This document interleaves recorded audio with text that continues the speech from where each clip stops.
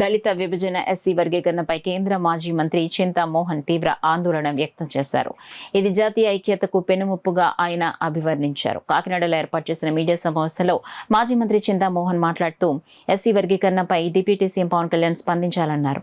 ఆకలిగా ఉన్నవాడి చేతికి అరటిపండు ఇచ్చినట్టు విశాఖ స్టీల్ ప్లాంట్కు కేంద్రం ప్రకటించిన 11,000 కోట్లు సాయంని ఎద్దేవా చేశారు.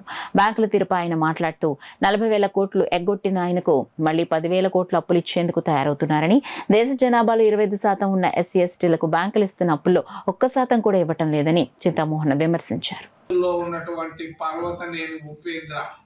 ఆయన నోట్లో నుంచే మాటలు నేను విన్నాను. మరి ఏది ఎట్టాగైనా కూడా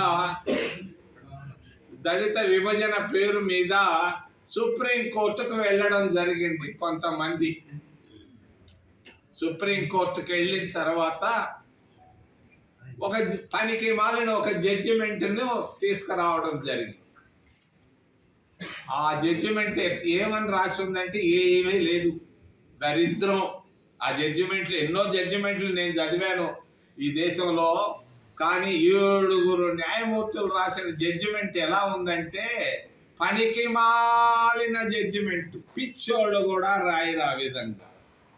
భారతదేశ రాజ్యాంగంలో ఎక్కడ దళితులను విభజించమని ఎక్కడా లేదు.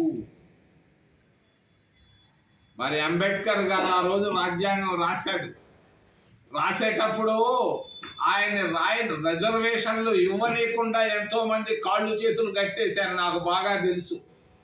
ఎలా తెలుసు? ఎక్కడ చరిత్రలో రాయలేదు ఇది. మహాత్మా గాంధీ గారి ఆలోచన ప్రకారంగా జవహర్ లాల్ నెహ్రూ మొదటి ప్రధానమంత్రి అంబేద్కర్ గారిని రాజ్యాంగ నిర్మాణానికి చైర్మన్ గా తీసుకురావడం జరిగింది. అంబేద్కర్ గారు మరి రాజ్యాంగాన్ని రాసేటప్పుడు చాలా మంది ఇబ్బంది పెట్టారు. ఆయన 2 సార్లు రాజీనామా చేయడం జరిగింది. మరి రాజీనామా చేస్తే అది ఎక్కడా రాయలేదు. అది అంబేద్కర్ గారి భార్య నన్ను రాజకీయాల్లో తీసుకురావడం జరిగింది 40 సంవత్సరాల క్రితం. ఆమె వల్ల నేను ఎంపీ అయ్యాను.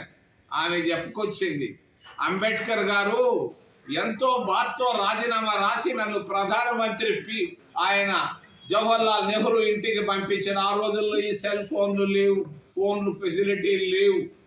మరి 60-70 సంవత్సరాల క్రితం భార్యకు జాబు, ప్రధానమంత్రికి అంబేద్కర్ గారి జాబు రాసి ఈ కాన్స్టిట్యూంట్ అసెంబ్లీ చైర్మన్షిప్ గా నేను రాజీనామా పెడుతున్నాను అని రాజీనామా పత్రాన్ని జవహర్ లాల్ నెహ్రూకు పంపించాడు అంబేద్కర్ గారు. పంపిస్తే అంబేద్కర్ గారి భార్య జాబ్ ఇవ్వగానే పండిట్ జవహర్ లాల్ నెహ్రూ గారి జాబ్ని చీచవతలు బారేశాడు. ఆయన చెప్పుకొచ్చాడు భార్యకు. ఆ భార్య నాకు చెప్పింది, అంబేద్కర్ భార్య. మరి మహాత్మా గాంధీ గారి ఆలోచన ఇది, అంబేద్కర్ గారిని దీనికి చైర్మన్ చేయమని. ఆయన చెప్పిన దాని ప్రకారంగా అంబేద్కర్ గారిని భారత రాజ్యాంగ నిర్మాణానికి చైర్మన్ గా చేయడం జరిగింది.